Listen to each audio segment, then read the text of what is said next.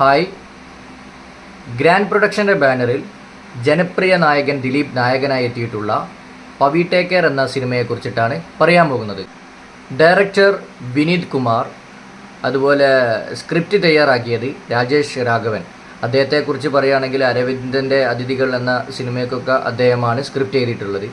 പിന്നെ അതുപോലെ തന്നെ ഇതിൻ്റെ സിനിമോട്ടോഗ്രാഫർ സനു താഹിർ, എന്ന് വെച്ചാൽ രോമാഞ്ചം എന്നീ സിനിമകളൊക്കെ അദ്ദേഹം തന്നെയാണ് സിനിമോട്ടോഗ്രാഫി ചെയ്തത്. പിന്നെ അതേപോലെ തന്നെ ഇതിൻ്റെ എഡിറ്റർ നല്ല അടിപൊളിയായിട്ടുള്ള എഡിറ്റർ ആയിരുന്നു, അത് ദീപു ജോസഫ്. പിന്നെ അതുപോലെ തന്നെ ഇതിൻ്റെ മ്യൂസിക് മിഥുൻ മുകുന്ദൻ, എന്ന് വെച്ചാൽ അദ്ദേഹം മുമ്പ് റോഷാക്ക് സിനിമയിലൊക്കെ ചെയ്തിട്ടുണ്ട്, നല്ല സൂപ്പർ തന്നെ ആയിരുന്നു. ദിലീപ്, ജോണി ആൻ്റണി, സ്ഫടികം ജോർജ്, ധർമ്മജൻ, പിന്നെ അതുപോലെ തന്നെ രാധിക ശരത് കുമാർ എന്നീ പേരടങ്ങിയ ചെറിയൊരു കാസ്റ്റിംഗ് മാത്രമാണ് ഈ സിനിമയിലുള്ളത്. ബാക്കിയുള്ള ആളുകളൊക്കെ പുതുമുഖ താരങ്ങളാണ്. കുറച്ച് പുതുമുഖ താരങ്ങൾ കൂടുതലുള്ളത് കൊണ്ട് അവരുടെ പേരൊന്നും കറക്റ്റ് കിട്ടിയിട്ടില്ല. സിനിമ ആരംഭിക്കുന്നത് ഒരു ഫ്ലാറ്റ്, പിന്നെ അവിടുത്തെ ഒരു കെയർ ടേക്കറൊക്കെ ആയിട്ടാണ് സിനിമ ആരംഭിക്കുന്നത്. അവിടുത്തെ കെയർ ടേക്കർ നമ്മൾ ദിലീപാണ്. പിന്നെ സിനിമ ഇങ്ങനെ ആരംഭിച്ച് ഒരു ഏകദേശം ഒരു 10-30 മിനിറ്റ് ഒരു എത്തും പിടിയും കിട്ടാണ്ടാണ് സിനിമ പോകുന്നത്. അപ്പോൾ നമ്മൾ വിചാരിച്ച് സിനിമ ഒരു നിരാശ ആയിരിക്കും, അങ്ങനെയൊക്കെ വിചാരിച്ചു. പിന്നീട് അങ്ങോട്ട് സിനിമയുടെ ഒരു ട്രാക്കായിട്ട് മാറുകയാണ്. പിന്നെ അതിലേക്ക് റൊമാൻസ് കാര്യങ്ങളൊക്കെ കടന്നു വരികയാണ്. നമുക്ക് എന്താ പറയുക, നമുക്കൊരു പഴയ ദിലീപിന്, എന്താ വെച്ചാൽ ബോഡി ഗാർഡിലെ ജയകൃഷ്ണനൊക്കെ തിരിച്ച് കിട്ടിയ മാതിരിയുള്ളൊരു ഫീൽ അവിടെ തോന്നി. കാരണം ദിലീപിന് അറിയാലോ, ദിലീപിന് ഒരു ചെറിയൊരു റൊമാൻസ് സ്പേസ് കാര്യങ്ങളൊക്കെ കിട്ടിക്കഴിഞ്ഞാൽ അദ്ദേഹം തകർത്ത്, അദ്ദേഹത്തിൻ്റെ സ്കോറിങ് എത്രത്തോളം ഉയർത്താൻ പറ്റുമോ അത് അദ്ദേഹം ചെയ്യും. നല്ല സൂപ്പറായിരുന്നു അദ്ദേഹത്തിൻ്റെ അഭിനയം.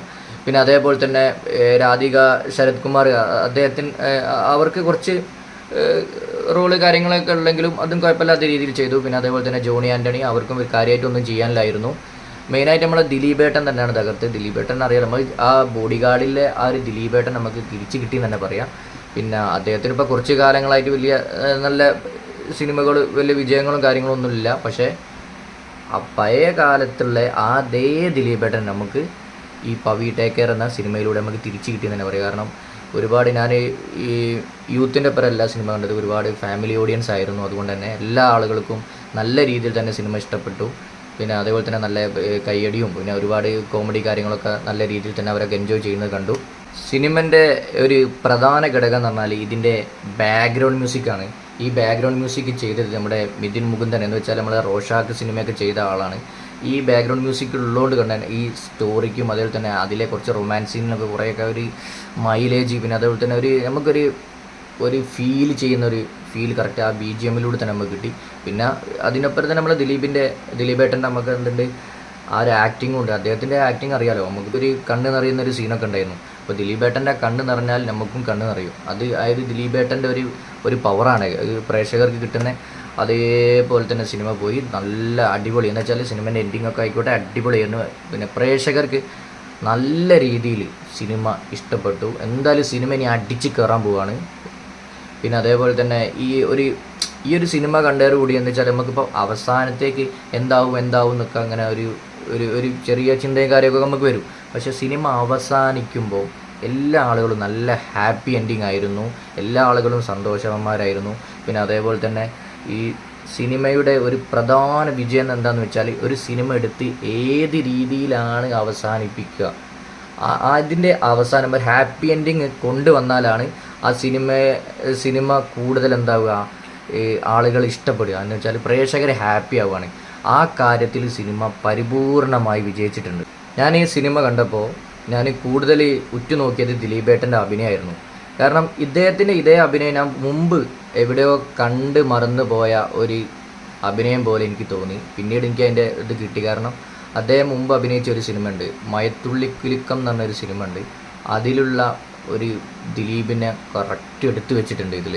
കാരണം അതിൽ കുറച്ച് ഒരു സെൻറ്റിമെൻ്റൽ ഒരു സീനൊക്കെ ഉണ്ട് അവസാനത്തിൽ. അതേപോലെ തന്നെ ഇതിൻ്റെ അകത്തേക്ക് കൊണ്ടുവന്നിട്ടുണ്ട്. എന്ന് വെച്ചാൽ ഒരു കാലഘട്ടത്തിൽ അഭിനയിച്ച അതേപോലെ തന്നെ വർഷങ്ങൾക്കിപ്പുറവും അദ്ദേഹം അഭിനയിക്കുകയാണ്. അത് അദ്ദേഹത്തിൻ്റെ പ്രധാന ഒരു കഴിവാണ്. പിന്നെ ഒന്ന് പറയാനുള്ളത്, ദിലീപേട്ടൻ്റെ കണ്ണ് നിറഞ്ഞാൽ പ്രേക്ഷകരെ കണ്ണ് നിറയും. അത് അദ്ദേഹത്തിൻ്റെ ഒരു കഴിവാണ്. അത് നന്നായി ഫീൽ ചെയ്തു. കാരണം ചില ഭാഗങ്ങളിലൊക്കെ അദ്ദേഹം നേരിടുന്ന പ്രശ്നങ്ങളൊക്കെ കറക്റ്റ് പ്രേക്ഷകനും കൊണ്ട് ഫീലായി. അടിപൊളിയായിരുന്നു. അദ്ദേഹം എന്ന് പറഞ്ഞാൽ അദ്ദേഹത്തിന് ഇനിയും കഴിവുണ്ട്. ഇതേപോലെ തന്നെ നല്ല ഡയറക്ടർമാരെയും അതേപോലെ തന്നെ നല്ല ആളുകളെ കയ്യിൽ കിട്ടിയാൽ അദ്ദേഹത്തെ ഇനിയും ഇതുപോലെ തന്നെ നല്ല രീതിയിൽ ഉയർത്തിക്കൊണ്ടുവരാൻ പറ്റും. ഇതേപോലത്തെ സിനിമകൾ മാത്രം ദിലീപേട്ടൻ എടുത്തു പോയാൽ ഇനി ദിലീപേട്ടൻ്റെ കാര്യങ്ങളൊക്കെ സേഫ് ആയിരിക്കും. കാരണം അദ്ദേഹത്തിന് ജനങ്ങൾക്ക് ആവശ്യമുണ്ട്. കാരണം ജനപ്രിയ നായകൻ ദിലീപേട്ടൻ തന്നെയാണ്, വേറെ ആരുമില്ല. ഞങ്ങൾക്ക് ആ ഭാഗത്തേക്ക് വേറെ ആളെ ഞങ്ങൾക്ക് സങ്കല്പിക്കാൻ പോലും പറ്റില്ല. സിനിമ എന്തായാലും ഫാമിലി ഓഡിയൻസ് ഏറ്റെടുക്കും. സിനിമ നല്ല രീതിയിൽ ഒരുപാട് ദിവസങ്ങളോടും നല്ല സിനിമ ആണ്. എല്ലാ ആളുകളും തിയേറ്ററിൽ തന്നെ പോയി സിനിമ കാണുക, ആസ്വദിക്കുക. ഒരുപാട് ചിരിക്കാനുണ്ട്, അതേപോലെ തന്നെ കരയാനുണ്ട്. എല്ലാ രീതിയിലും സിനിമ നമ്മളെ ത്രില്ലടിപ്പിക്കും, എൻജോയ് ചെയ്യിപ്പിക്കും, ഒക്കെ ചെയ്യിപ്പിക്കും. അതുകൊണ്ട് തിയേറ്ററിൽ തന്നെ എന്തായാലും പോയി സിനിമ കാണുക. ഞാൻ ഈ സിനിമ കൊടുക്കുന്ന റേറ്റിംഗ് എന്ന് പറഞ്ഞാൽ 5-ൽ 4 അപ്പോൾ എല്ലാവർക്കും എൻ്റെ റിവ്യൂ ഇഷ്ടമായെന്ന് കരുതുന്നു. എല്ലാവരും ലൈക്ക് ചെയ്യുക, സബ്സ്ക്രൈബ് ചെയ്യുക, സപ്പോർട്ട് ചെയ്യുക. Okay, by.